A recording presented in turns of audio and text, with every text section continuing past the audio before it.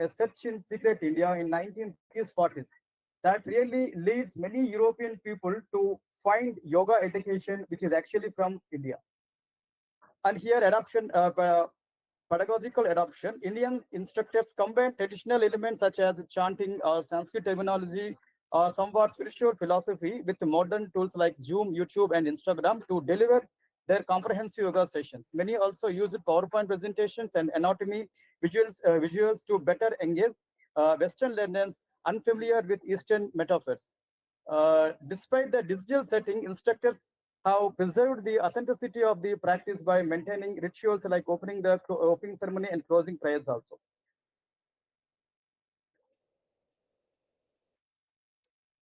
And coming to discussion points, called the results suggest that digital yoga instruction by Indian teachers is both visible and effective for European students. This aligns with existing literature that supports online platforms as viable mediums for knowledge dissemination. The spiritual transformation of Indian wisdom remains robust even through screens, suggesting a paradigm shift in how sacred relationships are formed in modern times. But conclusion is digital platforms have opened new avenues for global spiritual exchange. Indian yoga teachers are effectively transmitting not just physical exercises but a holistic lifestyle. The digital classroom is evolving into a sacred space where cultural exchange, mutual respect, and authenticity learning thrive. This transformation paves the way for globalized but deeply rooted yoga tradition. So thank you for this opportunity. Any queries? Any questions regarding this presentation? Thank you. Next, Raj Kumar for Secretary University of Andhra Pradesh, Anantapur.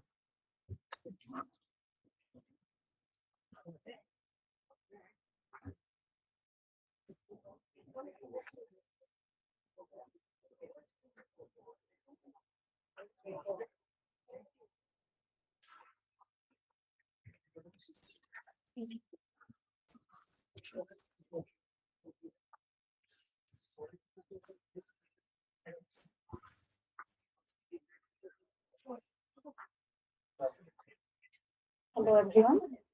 Wishing a very good afternoon to all. My name is Sohana. I am from Central University of Andhra Pradesh and he is my classmate. Her name is Rajkumar Rao. Firstly, to present our paper. Our presentation topic is women's political representation in India and European Union. Women's political representation is a cultural aspect of democratic government, reflecting the inclusivity and equality of the political system. In both India and the European Union, efforts have been made to encourage women's participation in politics. The challenges focused by women in political in their religion, including social, cultural barrier and general barrier. My friend Rajkumar Rao continue the presentation. Thank you, Yasmin. So while discussing that women participation in parliament, that European Union and the Indian. So my research topic is includes to explore the current states of women participation in politics, and then to understand how constitutional provision and policies shape the women's political involvement, and to identify the major challenges women faces in politics, and also to the suggestions and way forward. So currently, if we talk about the women representation in the world, the representation of women in national legislature saw a slow, consistent process in 2003, as reported by the Interparliamentary Union Government report in 2023. So 2023 saw the departure of several high-profile female leaders. Many attributed their decision to step down the burnout and growing problem of the online harassment. Among of them, Jacinda Ardern, registered as the Prime Minister of New Zealand, who also departed from the politics. See, if we see that women in parliament, at the world level. Some countries have made significant strides through the gender quotas and affirmative action. This provision plays a very vital role in increasing the role of women in the parliament and in politics specifically. If I talk about the women in involvement in the local government, so the women participation in local government demonstrate a relatively higher level of representation than legislation. According to United constitute 35.5% of elected members in local deliberative bodies across 145 countries. So, however, only two countries have achieved full gender parity, like 50%. A gender parity, it can be a lump sum involvement of the male candidates in the politics. 26 nations have more than 40% of female representation in the local government. See, if we talk about the Indian context, in the Lok Sabha, percentage of women members has risen from 5%, which was in the first election, and now it is the eighth election in 2024. It increased to 13% in the Rajya Sabha and 13.6% in the current Lok Sabha. So the number of women contesting election has shown a gradual increase over the past 15 years. In 1957, just 45 women candidates were contesting the Lok Sabha election. In 2024, there were 799 candidates who participated in the elections. The European Union and Indian Parliament, the involvement of women, then we see that as 2024, women's representation in India's Lok Sabha stands as approximately 50%, reflecting a gradual increase from 5% in the Lok Sabha. If I talk about the European Union, it has decreased in election by 2.1%. It comes to 37.6%. Both reason exists under representation of women in politics, underscoring the need of enhanced policies and initiatives to promote gender inclusive governance. See, if I talk about the European and the Indian context, both having the underrepresentation, both have making their efforts to increase the women representation in the parliament as well as the local government. For that sake, they have made a provision like legislative quota. The legislative quota is different from the voluntary quota. That is, in legislative quota, there is certain amount of quota which is made for the inclusion of gender, especially for the women. It can 30%, 33%, 40%, 50%, it can be varied. So the quota has proven effective in certain contexts, leading to the notable improvement in gender representation. If I see the case study of Denmark, see, Denmark has represented, see, there is no quota in Denmark in their legislative provision and all. But because of the informal provision in their political system, they made a tremendous increase of the women involvement. See, the success. Okay, so just 2 minutes to conclude. See, in Indian context, there is some challenges like proxy representation. It deals with that on the behalf of women, which is elected, the male member of their family or any influence that rules on behalf of us.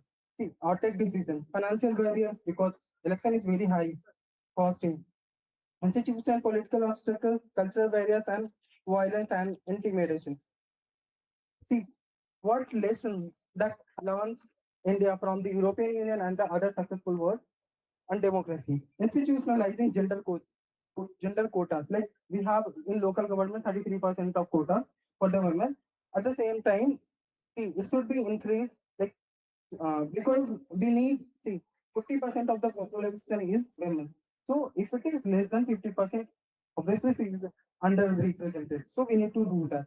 Encouraging political party reforms, like yeah, they are mainly give the preference to the male in contesting election. So it should not be there. There should be some provision for women also. A strengthening institutional and legal support and transforming social attitudes. See, if I see in the voting behavior of the people also, they majorly used to support the male members. So thank you so much for the giving opportunity to the committee, and thank you so much to my vice chancellor Ese Gori sir, my dean in charge Cecilia Reddy, and my parents to allow me to come here And thank you each and everyone to listening. Thank you so much for now. Comrade. So what is the women representation of India? Right now in Parliament, it is 13 point, I think 2% in Parliament right Then now. which Lok Sabha highest women representation in India? Which Lok Sabha? Which Lok Sabha? I think Delhi. Delhi. Which Lok Sabha? Here, Parliament. Parliament elections. Oh, sorry. It is 2024. I think 70. Oh, 18 Lok Sabha have the highest. What is the percentage? It is 13 point something. What's your methodology? Methodology based on the secondary data, and it is quantitative data was there. I taken from the reports like EU report, Election Commission of India, and also some articles I took, and also some coaching materials I included. The last question. So which country having highest women representation in the world? Rwanda is having I think, 56 something, and then followed by Cuba, it is there, and even after if I see that more than 40%, no, Spain is there, Norway is there, Sweden is there. This country having the good number of people. Any questions? How you see the you want to see a quantitative representative or a qualitative representative Uh, and Same. you made a one remark it is a contradictory one, actually. Sure. In parliament, in our parliament, no woman is proxy. No, See, you, it is in your only local government it happens, but you are stating it in the parliament. let me finish this argument. See, proxy means Oh, that's it. Which is the only how you see women representation. I want both the quantitative and qualitative. Quantitative in the sense of representation that should be presented all the women. At the same time, it should not be manipulated or interference by any other decision maker. Let see if a woman is elected, she can understand the situation or what the situation should be made, and it should be it is the only who can take the good decision. While influencing of others like a male member or any other bureaucrats and all, it will impact their decision making. That I don't want. Okay. Very good presentation. Next. Leonardo and the ABS.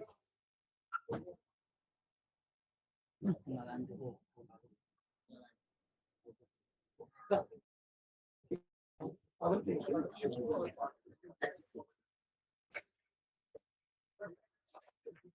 Okay,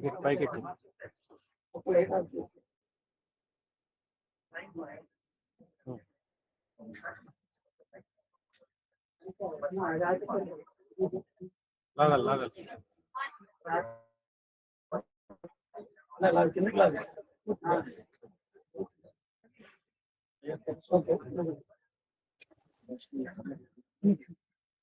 Fast గా time అవుతుంది.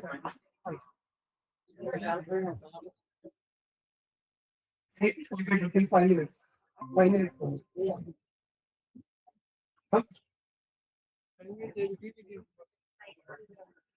ఇద్దరికి 10 minutes sir 5 high 5 Reasonable.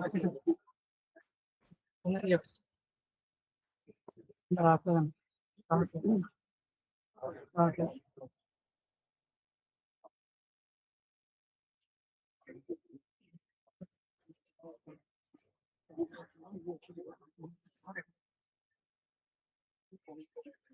Remote లో problem.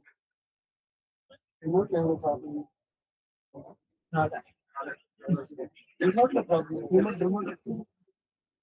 HDMI 1 పెట్టాలి. HDMI 1 లో పెట్టాలి. మీ ఇక్కడ Okay.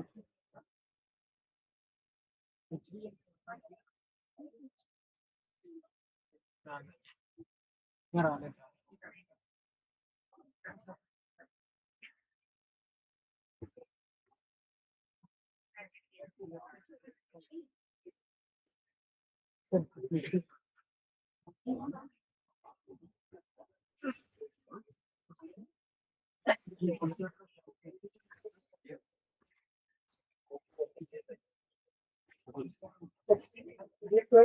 Click for this and then you will stop out.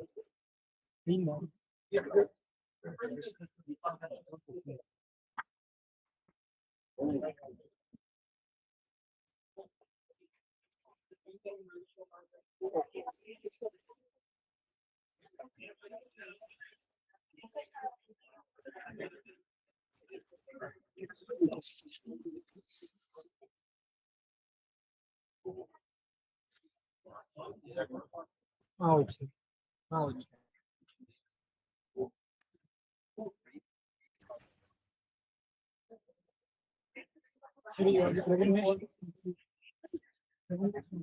The presentation, I can do it.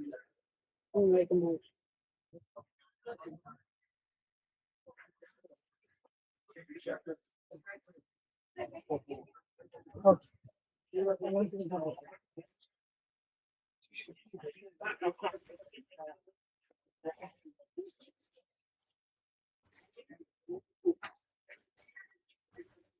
Good afternoon, all.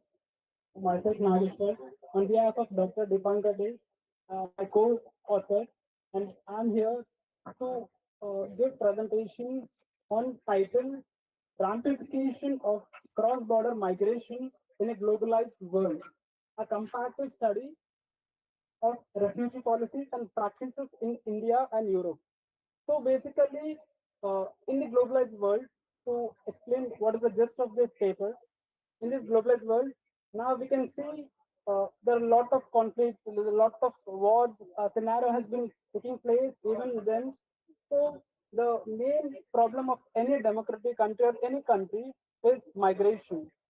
So basically on that, we have done a comparative studies between India and Europe, how the policies and the implementation has been taking place.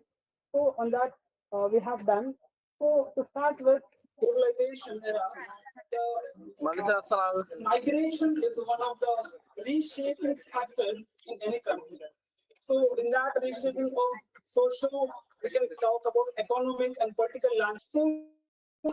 Report of United Nations High Commission for Refugees is seen that 120 billion globally displaced people in the year 2020. So this is done because of the ongoing crisis and the conflicts. For example, like Syrian war and Rohingya crisis.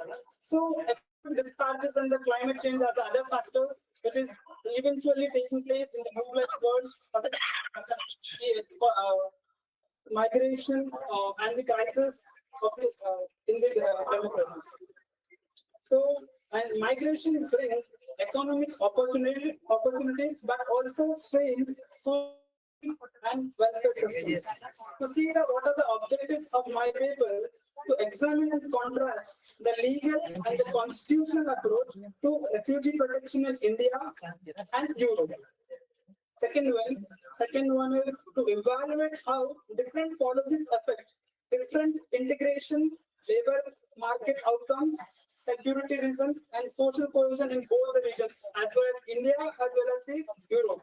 And the third one is to propose actionable reforms that reconcile humanitarian obligations with nation security concern, drawing lessons from the both contexts to improve migration governance globally. So now let's examine the between the policies between India as well as Europe. To start with Europe, we have seen there are majorly two policies. Even regulation determines that the member state is responsible in processing asylum applications to provide abuse and reduction in administrative burden. This is the first one, and the second one is Schengen agreement allows borderless traveling among the European Union. There are total 27 countries. They are freely moved in any country. So the policy then later on this become a burden to have a borderless society, borderless boundaries. So then in the year 2025, they had put certain restrictions. This became a biggest challenge. Coming where in European context, they have a structured model of how to implement the policies, how to deal with this refugee, all this. So in the context of India, we have so-called add-on refugee approach, which means we treat the different kind of people, different kind of refugees differently. For instance, we treat Bangladeshis or Sri Lanka refugees in different ways based on our historical context, how we have bilateral relations with them. So to that, we take different kind of policies to the different kind of refugees. Correct. Okay. So there's a lot of work is done here. So in short, I could conclude in just a minute. In India and Europe have different approaches to mitigate governance. Europe has structured policies through the EU and CEAS that offers consistency and legal protection. However, the Europe also faces different challenges like uneven burden sharing and anti-mitigation sentiments. In the context of India, it is more add-on but flexible enough. So, an analysis will suggest that India should develop a more structured approach while retaining flexibility. And Europe, though it learned from India's adopted policies in managing migration flows through agreement and cooperation. Thank you. Did government of India made any acts about refugees? Sir, particularly there's no act on this. Because eventually when Then what's their policy to stop the refugees from other countries? Sir, when some people seek shelter, mostly we can't bring them. That is called asylum. So in that context, when some refugees come for seeking shelter, then government takes adoptive strategies. Even then only, there's no structured kind of thing. So we are recommending India should have a structured as well as flexible enough to alter the. NRC. What is about NRC? National Social University. No, sir. Yes, I didn't get you, sir. It's okay. Thank you. It's another. Yes.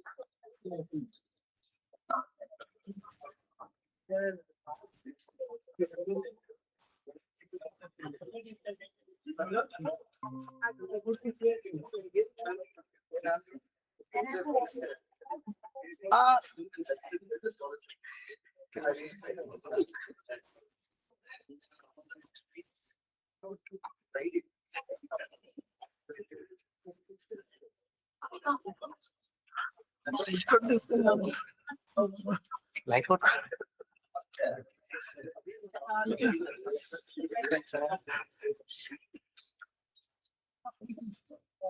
Namaste, one and all.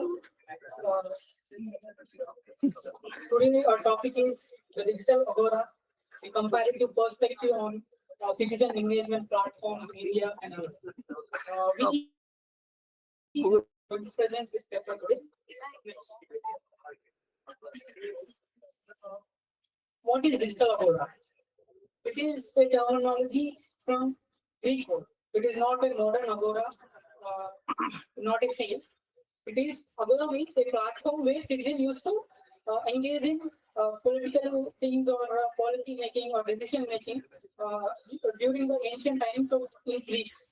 And today, the social media is playing that similar role in a virtual media.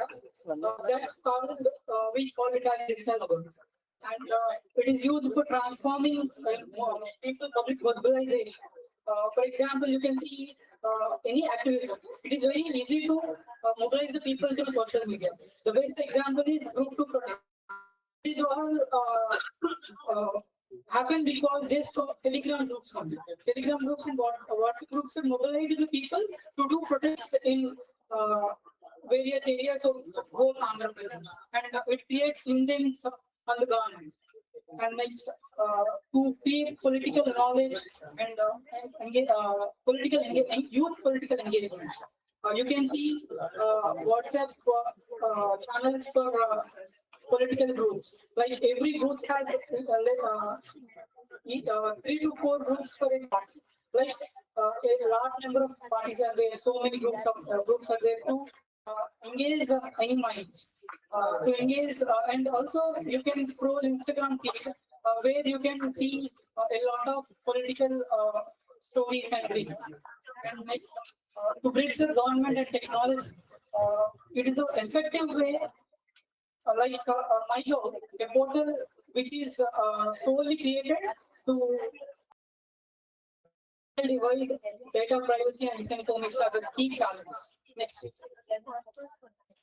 Our methodology is primary sources like Constitution of India and doctrinal various acts from Government of India and from Europe also. And we followed some case studies to analyze the situation. And secondary sources mainly articles from Times of India and all. Next, our objectives to examine the difference in regulatory framework of governing social media in India and Europe, and to reduce the impact of social media on elections and political decision making, social activism in India and Europe. And to identify challenges which are acting like hurdles to implement this digitalization in governance and any field.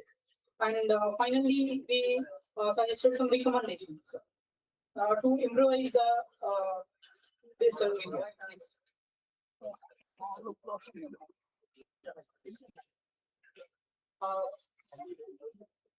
Social media impact on political mobilization. We can see the case study of BJP from 2014 to till 2024. During the elections of 2014, no party introduced themselves into social media. The first party to use the digital social media platforms is BJP, and Modi is topmost user in India. Even till today, he has a more following. He has more retweets and all. It is a chart from 2014, 16th May, where Narendra Modi is top. Not only in India, he competed with world leaders like Obama. Obama is the top one, and Trump is the top two. But he overtook the place of Trump, and he became the second place. When it comes to 2019, parties used to create their own social media groups to engage their youth to upgrade themselves and also to expand the digital strategy. They used to create some a separate unit for maintaining the social media. And when it comes to the 24, every person, every MLA candidate, every MP candidate used it. And the best example for distraction, disinformation, and pro using is TDP used the social media to create negativity on YCP. At the same time, BJP used the social media to strengthen themselves. That is how constructive versus destructive works. When it comes to Brexit campaign, a lot of foreign actors also played a key role. Like Cambridge Analytica scandal is the biggest scandal in social media ever. They used to create negative and publish the pro-Brexit. Even the same Russian linked agencies also do the same. Even though this all impact has fallen on the total turnover, it is 72%, and the Brexit victory rate 51%. Next. MyGov portal is the best example for governance through digital media. It helps to engage the people through various activities like quizzes, poster making, and all. And saying Console is an open platform created by Spring is to involve the people. Next. Real time it is you all know. Next. Next please.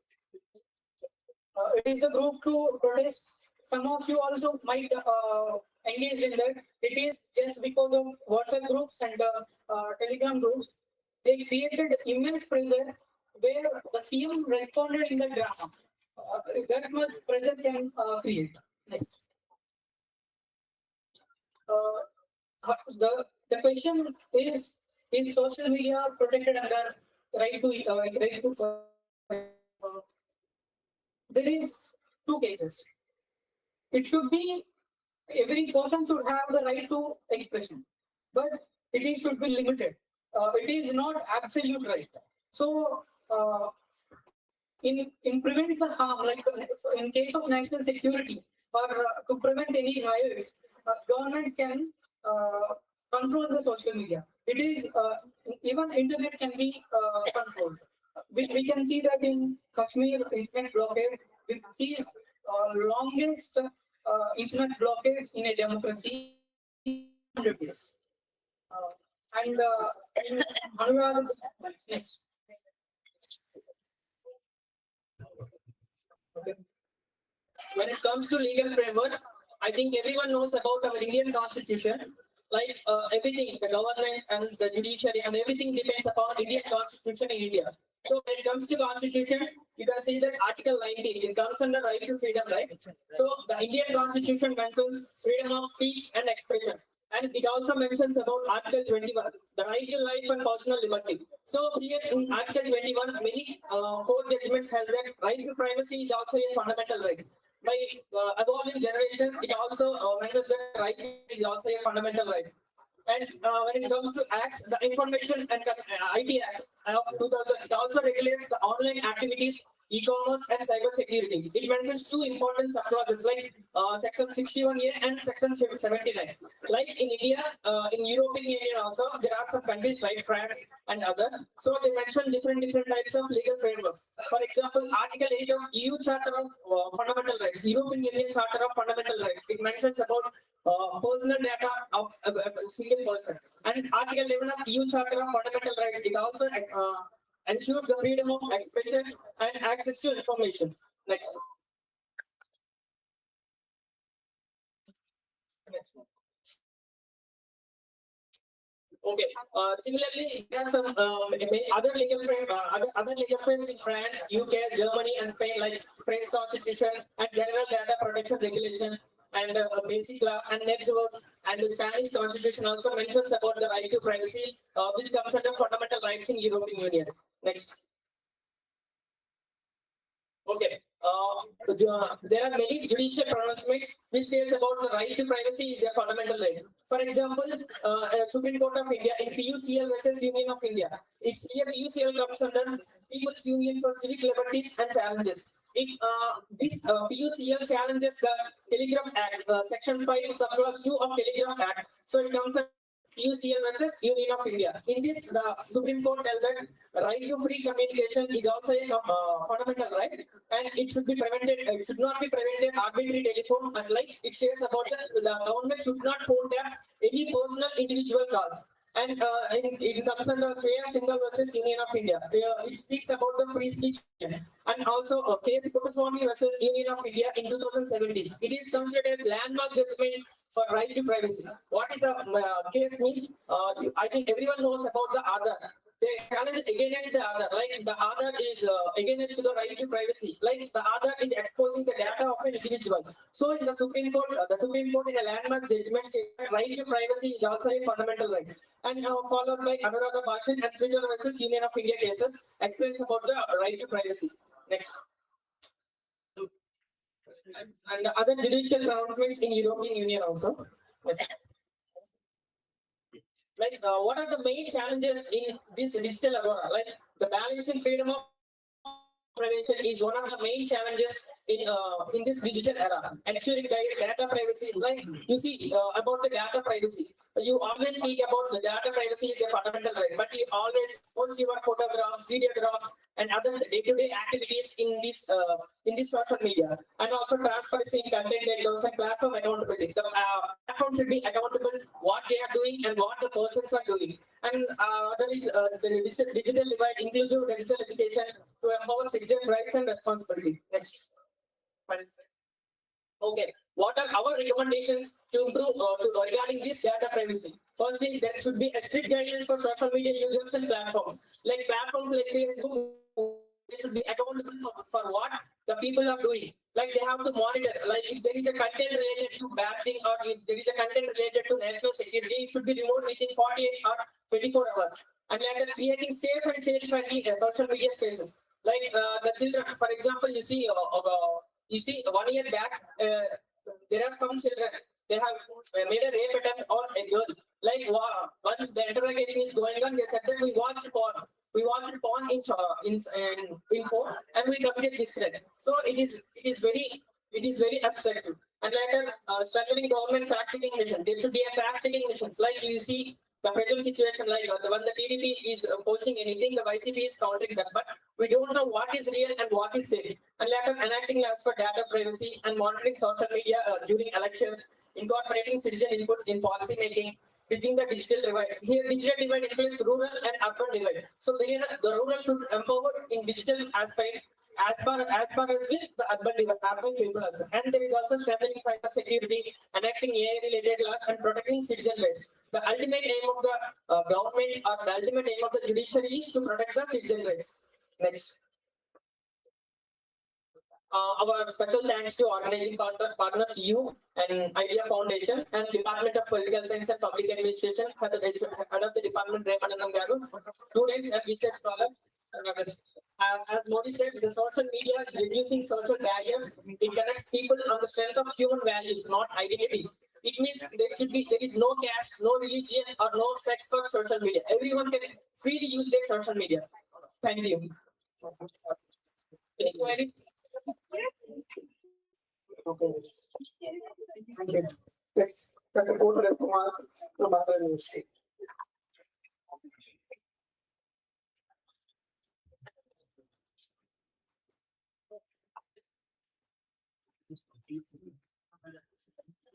Slide down. Next one.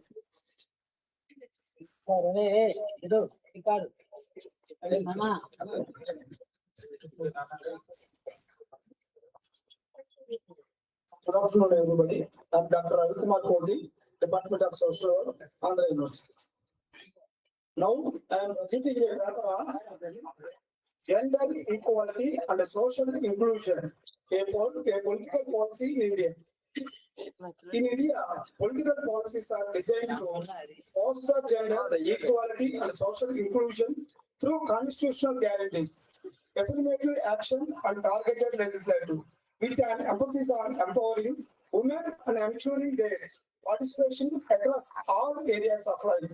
The Indian Constitution upholds gender equality through its preamble, fundamental rights, and directive principles of state policy. Article 14 guarantees equality before the law, while Article 15 prohibits gender-based discrimination. The 73rd and 74th constitutional amendments mandate that 1/3 of seats in local bodies, both urban and rural, be reserved for women. Additionally, the women's Additionally, the Women's Reservation Bill passed in the Lok Sabha in September 2023 seeks to allocate 33% of seats for women in both the Lok Sabha and state legislative assemblies. The primary persistence of gender equality is to establish a society where women and men have equal political rights across all areas of life, contributing to a more just, equitable, and sustainable world. The vital objectives of gender equality include: 1. Equal rights and opportunities guaranteeing that all individuals, regardless of gender, have equal access to education, employment, healthcare, political participation, and other essential rights to and opportunities. Two, eliminating discrimination and violence, addressing all forms of discrimination and violence against women and girls, including gender-based violence, harmful practices, and workplace and public life discrimination. Three, protecting economic empowerment, ensuring women have equal access to economic resources such as land, property, financial services, and fair pay for equal work.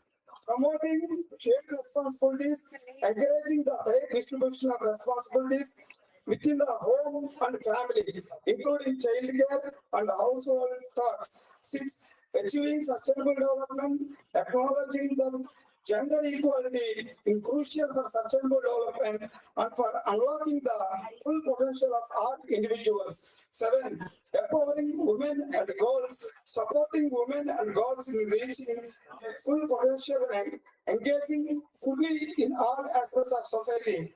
Eight, ensuring political participation, advocate for women full and effective participation and equal opportunities for leadership in political, economic, and public decision making at all levels. Nine, protecting women's rights, recognizing and safeguarding women's rights as human rights, which include the rights to life, health, education, political participation, and freedom from discrimination and violence. Keywords: constitution, inclusion, empowering, sustainable, equality, assistance, discrimination, political participation, opportunities, human rights. Thank you one and all for giving me this opportunity. Okay. Next. Yes, Shivani ready? Give me those key Hyderabad.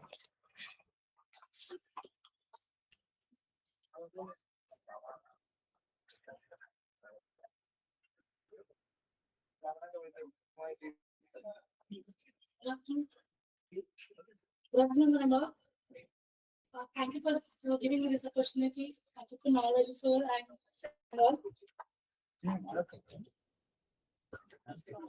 Audible?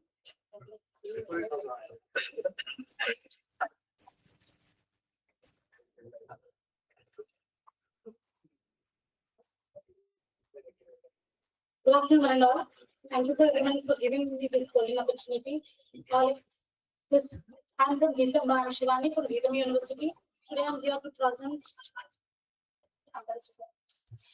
Today I'm here to present the AI involvement in democracy and the development of India. So, previously there was no tracking of the development and the development details of how the budget is included in the Indian development. So, like AI nowadays, like by the help of Modi, with the help of Modi, our total India structure is being digitally modified and it has been given every details to the people by we have got in health department we have got so many apps to use. For roads also we have been tracking where the problem every it is like, if you have any concerns we will be developed we are getting in the source of we have been getting in details in getting through in our mobiles directly without with the development in the digital sectors. So every people are like we have to also contribute ourselves to work on to give the information to the source of the people to know how we have been developed and we when compared to countries not only Europe when compared to China or Russia they have been the youth have been giving a lot of contribution to work and develop. So when compared to India, students are not getting the proper opportunities to show their skills and development. So unless until we work and we try to get a chance, we need to work on it, we need to read it, we need to watch it. Then and we need to know the points and we need to reach out the people sources where we have been got. So in this way, the AI is very proper in giving the information lot. Like we have where we can get the source from DeepSeek, Gemini, ChatGPT. We have a lot of sectors to get the information. So this helps the information of how the democracy of India is being given freedom for the people and can know the rights which we have been got to use by the people, by the government health. So the government, the few government people are when we go to the office where we need some work, they may be neglect or they may be busy in some other work, we cannot get proper information. By using this AI tools and apps, we can get the information and what the documents we have been required, what we have to use, and we can take the initiatives by knowing it from the sources which we have available online. So my paper represents the AI using to get the information. How AI is helping the Indian people to get the information to do the work by itself.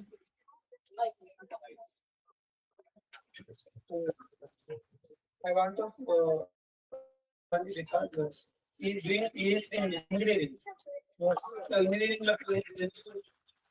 he has to separate a paper in social science seminar. So Department of Political Science. Dr. Achru.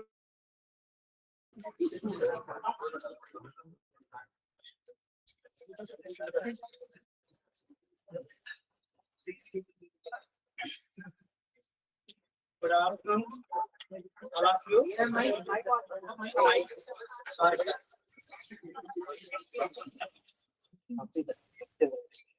Good afternoon, all of you. This is my name.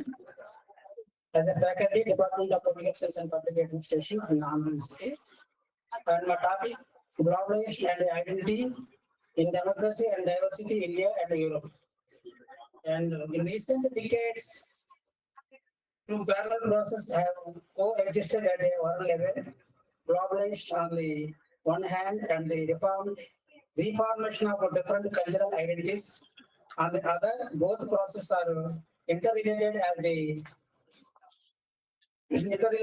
cultural home generation, which is usually linked to globalization, involves a threat to local cultures, to specific identities, that the fear emergence of losing the cultural differences that define people and hence the complex and demands around the local or regional identities. In this dual process, the policies of the nation states, which in many cases govern distinct identities in the same state framework, have had much to do so that the national state does not become a failed state. A civilization endeavor is necessary that the two processes are taking place at the same time. In my view, it is not a simple historical coincidence, but rather there is a systematic relation. This is in principles is not obvious because at the global composition arises. Thus, both in positive and negative aspects, both in the vision of a change for a new university culture above identity values and in the fear of composition culture of domination. And the importance of the democracy and the diversity in India and Europe. Both India and Europe, despite their vast differences, recognize the importance of democracy and diversity, viewing them as essential for a stable and prosperous society with India focus on unity in diversity and Europeans multiculturalization and inclusion and democracy. India often referred as to as the world's largest democracy, has a long history of democracy ideals and practices. And diversity, India is a land of immense diversity encompassing various religions, languages, culture, and ethnicities. Challenges, despite its strengths, India faces challenges related to inequality, poverty, and social divisions. At the same time, Europe democracy, the European Union and its member states are committed to democratic principles, including the rule of law, human rights, and free and fair elections is there. And the diversity of European countries, Europe is a of diverse cultures, languages, and ethnicities. And challenges of European countries. European faces challenges related to immigration, integration, and social cohesion. The efforts to promote tolerance, understanding, and respect for diversity are crucial for and inclusive society in European countries. And a conclusion in my topic, globalization has had a huge impact of India, on India. Due to globalization, there is a growth in foreign investment in the corporate, scientific, and the retail sectors. In addition, globalization has had a tremendous monetary, social, and political and cultural areas is there. And globalization has a impact on cultural diversity is a complex issue with both positive aspects, while it fosters cross-cultural exchange and understanding. It also leads to homogenization and emergence of the blending forms of the expressions and exposure to different culture can foster empathy and understanding, promoting broader citizenship and tolerance. Thank you, Ananda. Thank you, and a wonderful opportunity. Thank you. It's the period other. So let's go there.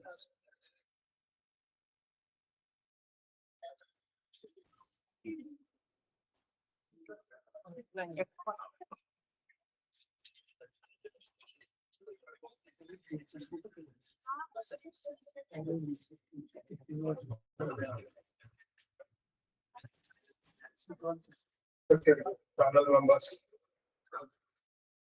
and participants. Good afternoon, all of you.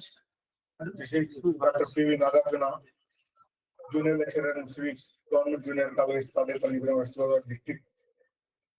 Presenting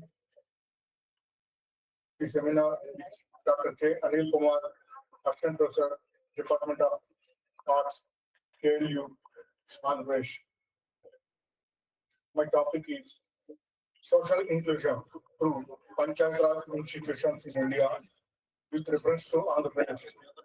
Panchayat Raj institutions play a significant role in encouraging social inclusion and democratic decentralization in India by guaranteeing their involvement in local development projects, resource distribution, decision-making process, and other activities through their Gram Sabha meetings and these grassroots level local rural organizations empower marginalized populations. I require reservations for women, scheduled tribes, and scheduled castes.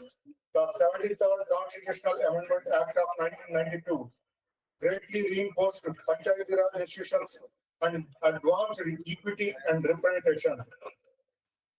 Andhra Pradesh, with its strong tradition of decentralized governance, has implemented several innovative measures to enhance social inclusion through Panchayat Raj institutions. The state has pioneered reforms such as reservation policies beyond the constitutional mandate, financial empowerment of the tribes, and participatory planning process that engage diverse social groups. The activities like self-help groups, digital governance, and e-panchayats have further facilitated inclusive development. The present topic is examining the effectiveness of Panchayat Raj institutions in advancing social inclusion in Andhra Pradesh, assessing their impact on marginalized communities, particularly in rural areas. It examines the challenges faced, such as political interference, financial constraints, awareness, and so on. Further, the study suggests that strengthening capacity building programs, ensuring financial autonomy, and technology using methods can further enhance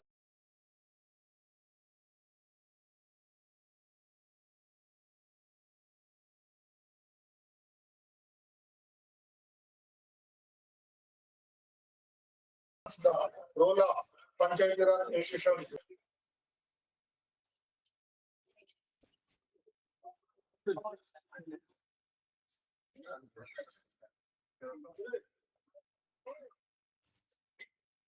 Good afternoon, everybody. My name is Dr. B. Vaikuntram, guest faculty in Political Science, Department of Writer, Dr. B. Ambedkar University, HFS, Accounts. My topic is media and democracy. Media plays a separate role in shaping a democratic society in acting a watchdog. An informational content and platform of public display in a distinct way. The interplay between media and democracy has become a increasingly complex, influenced by technological advancement, globalization, and the shift in political landscapes. This paper explores the multifaceted relation between media and democracy, examine how traditional and new media impact governance, public opinion, and political participation. The paper delves into the fundamental role of media in promoting transparency and accountability within democratic institutions. In decades, the media functions facilitating informing the citizenry, ensuring free expression, and acting as a check on governmental powers. Moreover, the discussion highlights of the rise digital media, social network, and the challenges of the present, including misinformation, echo chambers, and media monopolization. While media strengthens democracy by providing diversity, viewpoints, and enabling citizen engagement, it also faces the significant challenges such as media-based censorship and the commercialization of the news. This study examines case study from the different democratic nations, illustrating how to media influence elections, policy making, and government effectiveness. Furthermore, it will discuss the role of press freedom, journalist ethics, and regulatory framework in the maintaining the balance for the paid media landscape. The paper concludes by the offering insights in the potential solution for the enhanced media democratic functions. It emphasizes the need from the media, let's say regulatory policies and technological intelligence, the counter misinformation and the free speech. Again, media will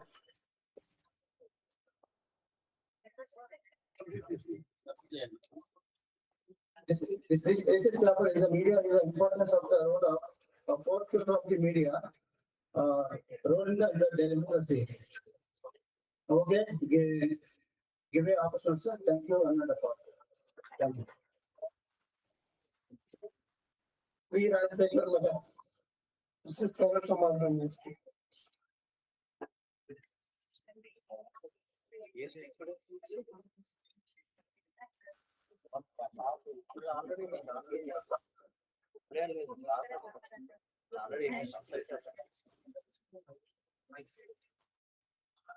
Good afternoon, everyone.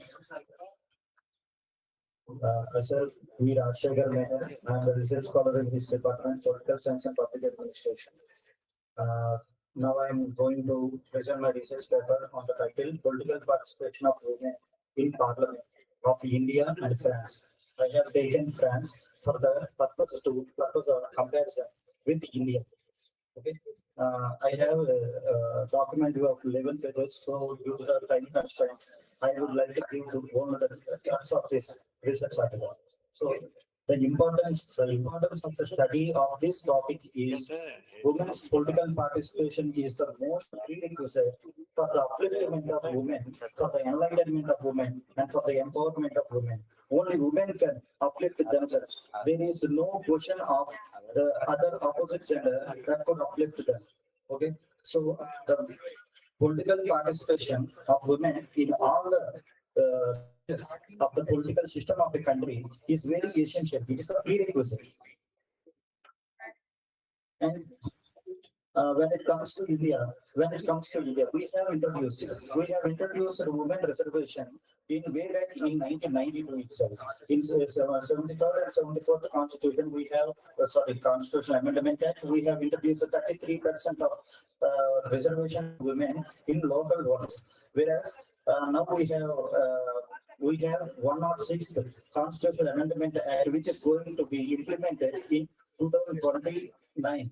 So which gives women reservation of 33% in all the electoral bodies, like in Lok Sabha and the state assemblies, as well as we are having in the local bodies also.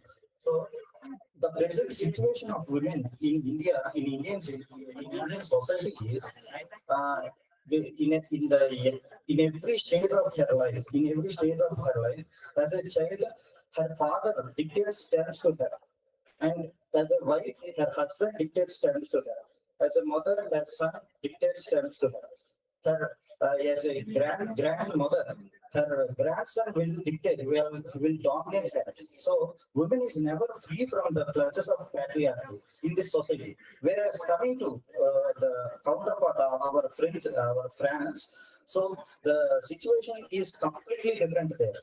Way back in 18th century itself, they got the opportunity of coming out of the dark ages of human civilization. They came out of medieval period, the dark ages of human life. They came out of that with starting with Renaissance, and they started reforming their political, economic, and their culture. The aspects of their society. So the Europe was far ahead of our to compare to Indian society. So we started in France. In France, the women are more into various aspects of the society. They were into earning. They were into going to jobs. They were into businesses, and because they were very ahead of us, because they started the journey of women empowerment very earlier compared to us. They started having they started demanding the representation in they represent for the representation in the politics in the French Revolution itself. So finally, by 1944, they got right to vote, and they got the right to participate in elections, electoral politics. So the first prime minister of France was Edith Cresson. She became in 1991. France got the first women prime minister, Edith Cresson. Whereas in India, we got our first prime minister in 1966 itself, the Indira Gandhi. But the thing, it seems in theory, it seems India is better off compared to France. But the thing is very different here.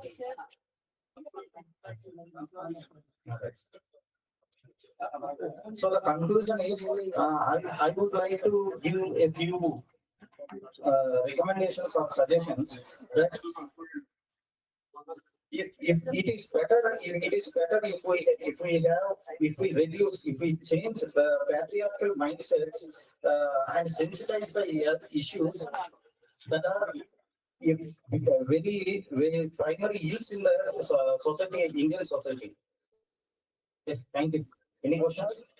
Okay, not a question, but I'd like to disagree with what you said. One statement you said it's only women who can uplift themselves. I would like that statement to be, it is a collective responsibility for women to be uplifted. Because a woman cannot be empowered in patriarchal society when she's not even allowed to empower herself. It is a collective responsibility of the whole society for a woman to be empowered, not just for the woman. So for the purpose of collectivity, you should be present, you should be included in every arena, whether it is political or social or economical. Okay, women have to be included. I am asking about inclusivity. So women has to be present in politics. Then only she can participate in the decision making. She can participate in the policy making of empowering themselves. She can make policies for the upliftment of women, so that the women can get empowerment. I mean the development through policy, through politics, right?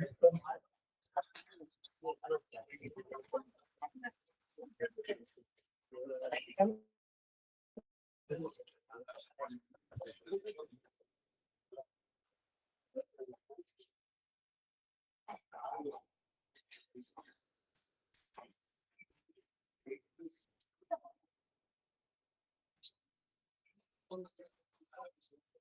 afternoon, everyone. And I am from Central University of Andhra Pradesh. Today I am here to present a paper on comparing federalism in India and the European Union, a multi-level governance approach. Federalism is a system of governance that distributes power between central and regional authorities, aiming to balance national unity with regional autonomy. However, the concept is applied in varied ways across different political systems. India's federalism, enshrined in its constitution, operates within a structured legal framework that centralizes financial authority while allowing a degree of state autonomy. In contrast, the European Union follows a multi-level governance model where power is shared across national, supranational institutions through treaty-based agreements rather than a single constitutional document. This paper compares India's federal structure with the European Union's multi-level governance model by analyzing institutional frameworks, economic coordination, and governance challenges. The system is defined by a unitary bias with financial centralization through mechanisms like GST, whereas the European Union relies on voluntary economic cooperation through policies like the single market. Despite these differences, both models face governance challenges such as political tensions, financial disparities, and sovereignty disputes. By examining case studies like India's COVID-19 response and the European Union's refugee crisis, this research highlights the strengths and weaknesses of each governance model. This study seeks to answer the following questions. How do the institutional frameworks of India's federalism and the European Union's multi-level governance compare? What role do economic policies play in governance efficiency? How do both systems handle crisis management and what challenges emerge? What lessons can India and the European Union learn from each other? This comparative analysis is crucial in understanding how federal principles are adapted to diverse political environments. This paper concludes with the policy recommendations for enhancing cooperative federalism in India and stronger economic coordination in the European Union. Federalism is a bargaining between the central and regional authorities, where both levels of the government derive legitimacy from the constitution. India follows this model with strong central control over financial distribution and lawmaking, despite the presence of state autonomy in certain domains. Multi-level governance, a European perspective. The European Union's governance model diverges from classical federalism as it lacks a single constitutional authority that binds all member states. Instead, it operates through a system of multi-level governance, where power is dispersed among the European Commission, the European Parliament, national governments, and regional authorities. Unlike India's hierarchical federal structure, the European Union relies on intergovernmental and supranational institutions to formulate policies and regulations. These key features include shared sovereignty, variable integration, and intergovernmental bargaining. This model fosters economic cooperation but also results in tensions over sovereignty as seen in the Brexit and disputes over European Union budget contributions.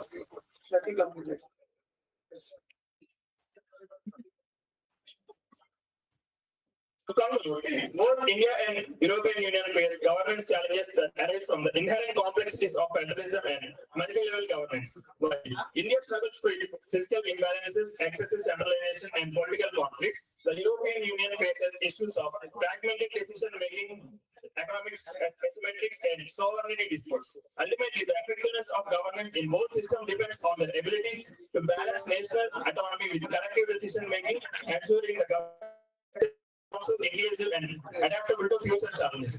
And thank you for giving this valuable opportunity. Any question? Okay, thank you.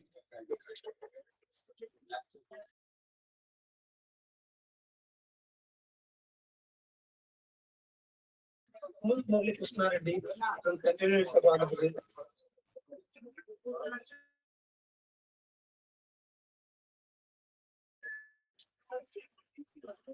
Good afternoon, everyone. This is Murali from Central University of Andhra Pradesh. I am here to present a paper on tribal rights and representation in Indian democracy. Historical background of tribal rights in India. India has thousands their separate culture and social identities. Traditionally, these communities were sufficient and dependent on forest resources for their livelihood. Colonial economy during the colonial period, cleaning the policies led large scale of land alienation, explosion, and civil society. Legislations like Parliament Supplement Act in 1973 and Foreign Forest Act disallowed the tribal people from using lands that their communities has traditionally occupied, giving a widespread dislocations and resistant movements like Santhal rebellions and Birsa Munda uprisings. The policy framework from the tribals welfare and integration in India evolved with independence. Scheduled rights were included in the Constitution of India with the provisions of safeguards and representation.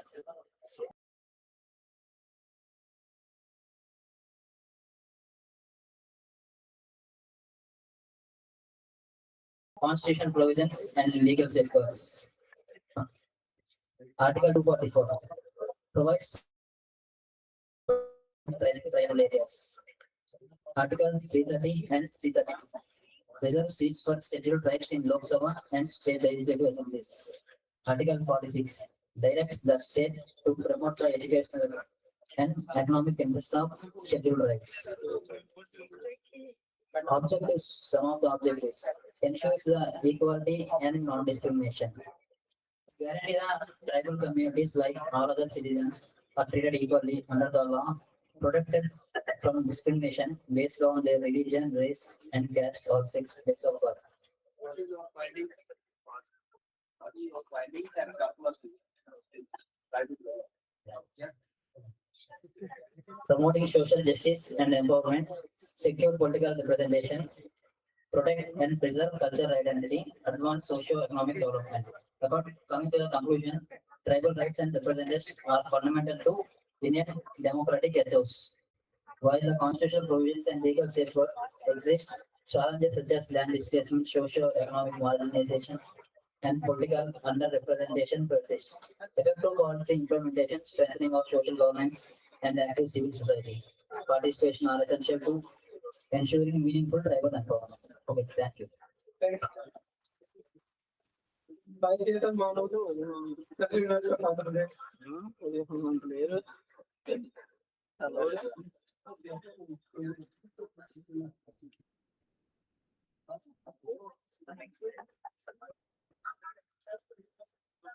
Good afternoon, everyone. Myself, Sajitan from Central University of Andhra Pradesh. My topic is acceleration on social empowerment in India and Europe. On topic of gender equality and inclusion. My paper represents social empowerment is about ensuring an equal distribution of wealth, opportunities, and privilege and within a society. It aims to eliminate discrimination and oppression based on factors such as race, gender, socio-economic status, where individual rights are recognized and protected. In our preamble of democracy, democratic, socialist, secular republic, these are the main features which are represented. On my topic, there are few scholars in our political science, they talk about these social issues. The broad theory is focused on social and economical inequalities. Amartya Sen is given that to approach capability approach. And Karl Marx discussed about elimination of class-based oppression. How to solve these problems with the three compounds. First, recognition of social issue and represent in society and redistribution.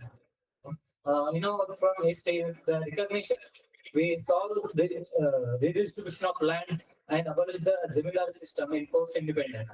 Recognition, the constitution recognizes the rights of minority communities and provides safeguards against distribution based on religion, language, culture. What we represent in our parliament as state legislative and good amount of reservation for tribals, ensuring a political representation. The role of social empowerment in promoting human rights and equality. Social justice policies and programs such as affirmative actions and reservation have helped to upliftment of empowering these communities.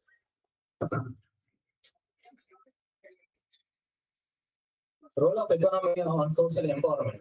In 1991, the government adopted the new economic policy known as liberalization, privatization, and globalization to boost economic growth and development. There are few schemes and acts were implemented by our government, like Mahatma Gandhi National Rural Employment Guarantee Act and Food Security Act, the Pradhan Mantri Jan Dhan Yojana, and mid-day meal schemes and Rashtriya Swachhata Bima Yojana. These are schemes to upliftment of empowerment among them. Role of education in social empowerment. There are a few schemes. Sarva Shiksha Abhiyan launched in 2001. It was helpful for the minorities to uplift their education and so on. The role of governments in social empowerment. Our constitution implements few social welfare schemes to represent themselves and involvement in society, like National Rural Employment Guarantee Act and Pradhan Mantri Awas Yojana, likewise. For upliftment of women and children, Beti Bachao, Beti Padhao, likewise schemes. And coming to conclusion, the impact of globalization and economic liberalization on social empowerment in India. Economic liberalization has created new opportunities for entrepreneurship to involve in innovation and economic growth, which can promote social empowerment by creating jobs and reducing poverty. India's role in promoting global social empowerment in international level. India introduced themselves to international aid of assistance, global government, and South-South cooperation which are India involved and supported towards empowering ourselves. Thank you.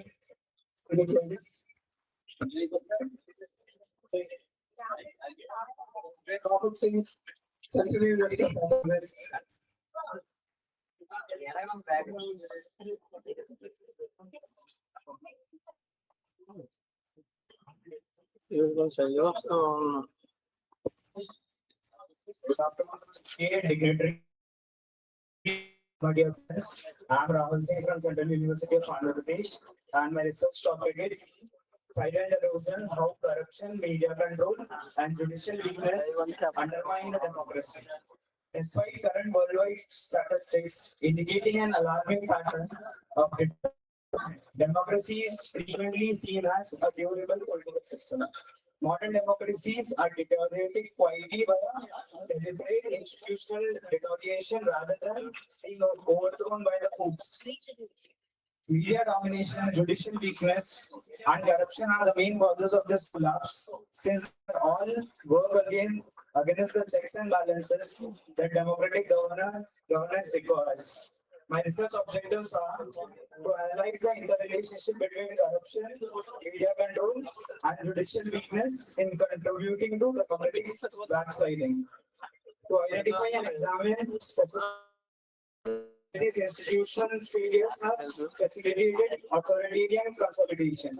To promote evidence-based policy interventions aimed at strengthening democratic resilience and preventing further institutional erosion. To evaluate the effectiveness of existing legal and policy frameworks in countering corruption, media control, and judicial manipulation, backsliding democracies. In my findings, I have found a three-stage process how the democratic deterioration is taking place. First one is the democratic backsliding known as institutional cooptation. The second stage is manipulation and media control to solidify authoritarian power. And the third stage is in the final stage of democratic decline, governments use the legal system to position and have taken public perception and resistance to democratic backsliding. Public faith in institutions is declining, leading to polarization, eroded democratic participation, and increased discontent with the government. The civil societies can make it harder for the government to establish authoritarian control. The community action and legal challenges and pro-democracy demonstrate can help to restrict the backsliding of democracy. Example, Poland civil society efforts successfully resisted judicial independence through large-scale demonstration independent alternative media sources should be there. And international pressure from the democratic allies can also help to restrict the democratic backsliding.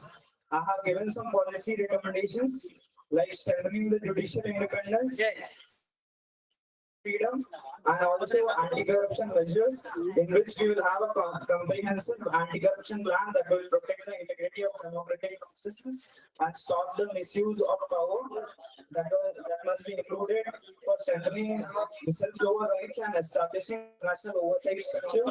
And we should have public awareness and civil society mobilization. In conclusion, democratic backsliding is a gradual but systematic process driven by corruption, media control, judicial weakness. This study finds that backsliding follows a predictable pattern, beginning with institutional co-optation, followed by information control, and culminating in judicial capture. However, public resistance and institutional resilience remain key factors in preventing democratic decline. By implementing judicial, media, and anti-corruption reforms, democracies can strengthen their defenses against authoritarian consolidation. This is actually taken from the Platonian ideas, where he has mentioned the political regimes where authoritarian regimes change to monarch and monarchy to oligarchy, oligarchy to aristocracy, aristocracy to democracy, and democracy will again turn towards authoritarianism. Thank you. Any concerns? Any concerns? Yeah. Thank you.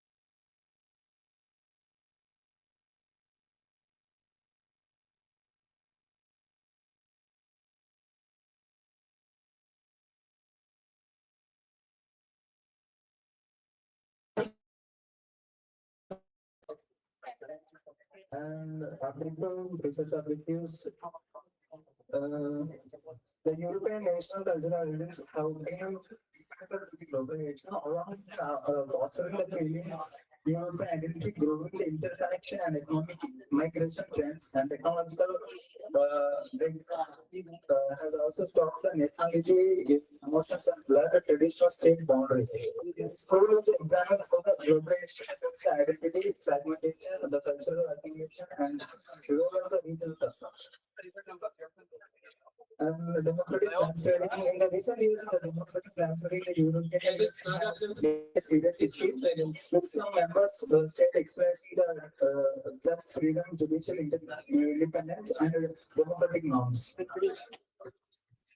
And my suggestions for strategic policy for European Union, the number of strategic policy ideas need to practice in order European Union, strengthening the democratic institutions. The members of the states execute the democratic must be subject to more strength accountability, measure the European democratic idea to protect the mechanism like judicial security and strengthening the rule of law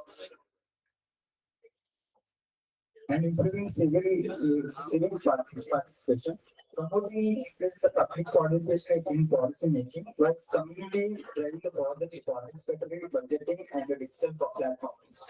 Increasing the democracy engagement confidence in European institutions. Conclusion, the complicated issues, democracy, multiculturalism, and globalization, the European Union finds itself turning point in the history. Economic opportunities have been brought about the globalization. It also the economic opportunities, inequalities and identities tensions. The fundamental principles of European Union are also danger due to the democratic reversals and growth of populism. The adaptive approaches like strike balance between national sovereignty and international governance are needed to address issues. The European Union can weather this time while preserving the fundamental values like democratic institutions, advocating the inclusive policies, and cultivating a feeling and common European identity. And addition of analyzing the changes, dynamics, globalization, democracy, and diversity in the European futures. Study creative policy solutions. Thank you. Thank you. Umma Bhavana request further from Gate University.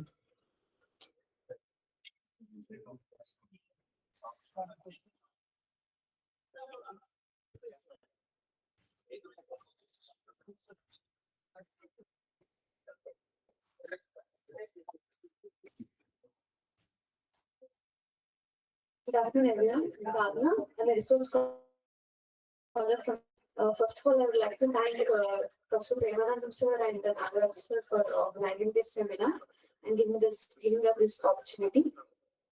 So my topic for today's presentation is digitalization and women's political participation, bridging the democratic divide in India. So my study is to measure how, using digital tools and devices, women are able to participate in politics or engage in political discussions, and how it is further strengthening the government and democracy in India. India is known as the largest democracy in the world, but ironically, the representation of women is very less. Though women comprise almost 50% of the population, not even 15% of them are represented in the Lok Sabha.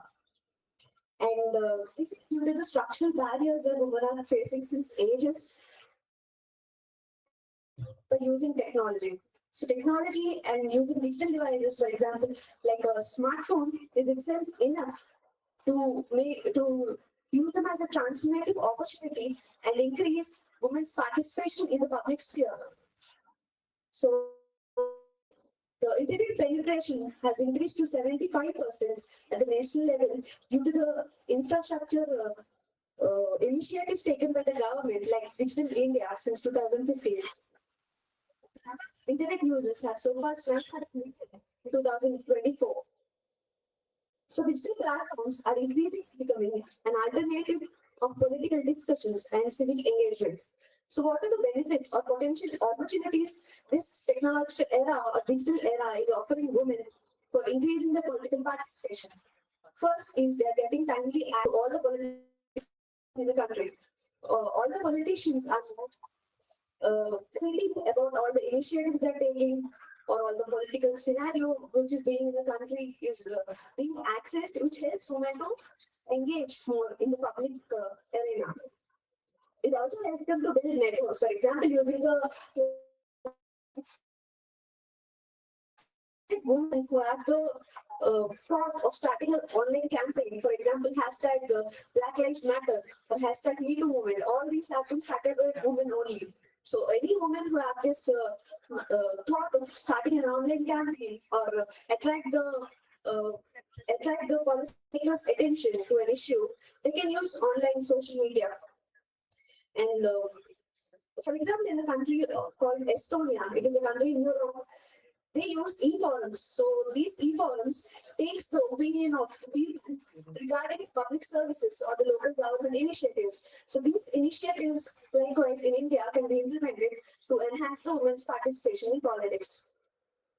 So also in the future, the voting system is going to be digital. The voting system is going to be electronic.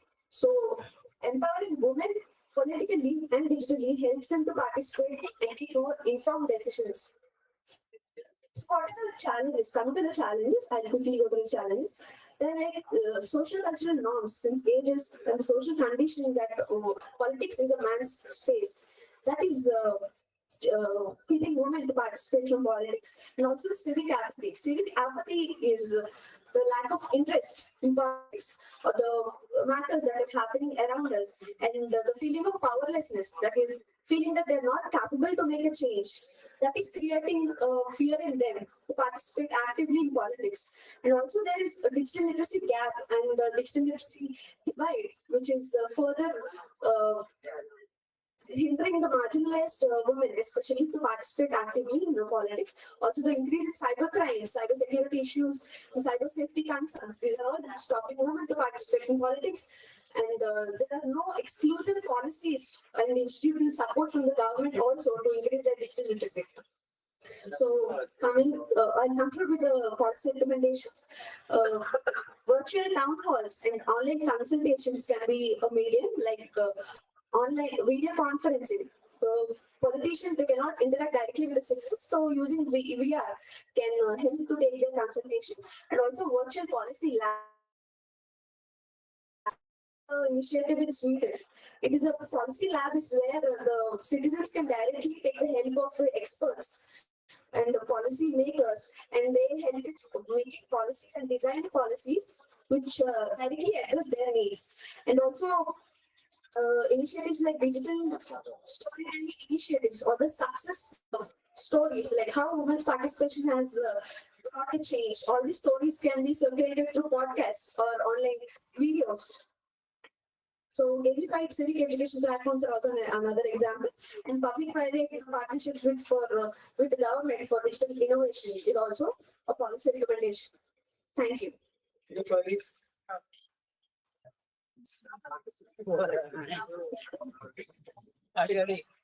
Do you believe recently central government made an amendment regarding the 33% reservation for women for MPs and MLAs? Do you believe that this artificial women leaders will ensure the development of the India? Because of 33% makes that artificial women who are not interested to make opportunities forced to make a leaders. Do you believe that this artificial woman leadership will ensure the Indian development? You stated that artificial woman leaders. Artificial is not a natural. How can we say it? We cannot bluntly How can we say it? Because of that is there is a one side, sir. No, we are not agree with you. Sir, there is a one side, that is MP seat. Okay. Here 10 members, leaders will be from men. One member will be from We have no problem with your question, but the objection is artificial. Why I am telling artificial? That is No, we can't say it. We can't say it is artificial. that is artificially given beneficial to women, sir. No, when we got opportunity, you can prove yourself. Sir, if you have naturally like Indira Gandhi, Jayalalitha, or Mamata, They proved themselves. yes, sir. They have proved themselves as a natural leaders. But here, amendment through 33% Many leaders like Jayalalitha, Indira Gandhi in future. So we can't say it's artificial. I am not talking about terms, sir. Okay. Recently, reservation to make women as an artificial woman leader like such. So, question is fine. Question is fine, but you can't say it's artificial. That's your Artificial or human made, not a born leader. Sir, The question, simple question. Do the quota makes quality? It's very simple. So I agree that there is tokenism, that women are, all women are not being able to take decisions by themselves. Do the quota makes quality? It is a starting step. I can say it is a starting step. First, women need to have access. They need to be given in order to prove their worth. So I think it is a good initiative. That reservation policy is already in local government setup. Yes, yes. So they have the chance. Yes, it is proven in some studies that women sarpanches have they have shown in their time, in their ruling, that there is less corruption. compared with men are surpanches. And also, in reservation, basically, in law, we have 100 jobs given 33, no problem, we have 66 jobs per man. Even one constant, only one opportunity to that seat is reserved for them. We are losing fundamental right to contest in that particular constituency. So when they given reservation to that constituency, we are losing the fundamental right who are Without the reservation, women are not being given a chance to participate. Critical issue. So we can't. Thank you very much. Now I invite Dr. V. Danteswara, from Andhra University. Yes, I'm Dhruv from Department of Political Science and Public Administration. And I wish to who have come to the seminar, students and scholars. So today my topic is comparing constitution, democracy and diversity of challenges in India and European Union. The country of India in democracy national declared in 1980. Independence in 1947, the withdrawal of people's participation in the role of democracy value and deep constitution in this country. India and the European Union are the two distinct entities with their own unique constitutional frameworks, reflecting the diversity of historical and culture and values. The constitutional democracy is a India and the European Union are two distinct entities, but diversity of constitutional frameworks. At the same time, some European constitutions established the European Union and the Netherlands in November 1993. These EU countries similarly the linguistic basic and countries mutual cooperations, economical and political, cultural and defense and trade cooperation between the platform of all countries. India was the adopted drafting the constitution on 1950. The India Constitution called it the world's biggest written constitution to recognize. The EU Constitutional Treaty, the signed in Rome on October 29 and 2004. The aim of the consolidate the EU's legal framework and simplicity of functioning, but it was ultimately rejected the futures. What is your findings?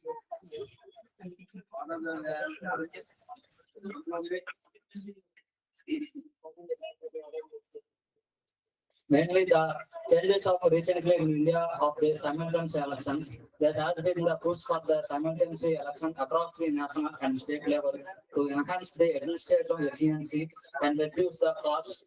However, this proposal has sparked the debates about its impact upon the direction of law and political accountability. The judicial activism, the Indian judiciary continue to play a proactive role in the state guarding and constitutional principles, addressing the governance deficiency and protecting the minority rights. Indian constitution framework emphasizes the unity and diversity with provisions of the minorities' rights and affirmative and action. Recently discussed the focus on balancing the right and moral national of the interest. At the same time, the European Union's challenges in this the cultural diversity. The European Union constitution accounted diversity, the cultural and legal tradition, the forecasting of integration while respecting the member state identities. Main the challenges of the EU of the role of the judiciary, view of this Indian Supreme Court, act as guardian of the constitution and public interest litigations and judicial review to safeguard and civil liberties. The European Union Court of Justice, the ensure compliance with the EU laws, the dispute among the member states and institutions are mediated in here. The economic dimension, while the India rapidly growing the economic with significant challenges like unemployment and poverty elimination and balancing globalization with local development needs. At the same time, the European Union advanced the economic integration with a single currency EU for the economic imbalance between the rich and poor member states of the EU. At the conclusions, while the European Union is characterized by this multilateralism across the member states, the India is are melting in the pot of diversity culture with its own border. Challenges is dynamics, supply the geopolitical and historical and political policies of context of this EU and Indian constitution of changes. Thank you. Thank you very much. Next, can you please conclude your thoughts on this?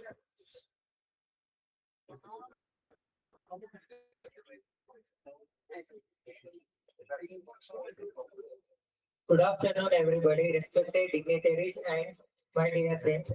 First, I will introduce myself. Myself, Kiriti, and I am from the MA Political Science from Department of Political Science, Central University of Andhra Pradesh.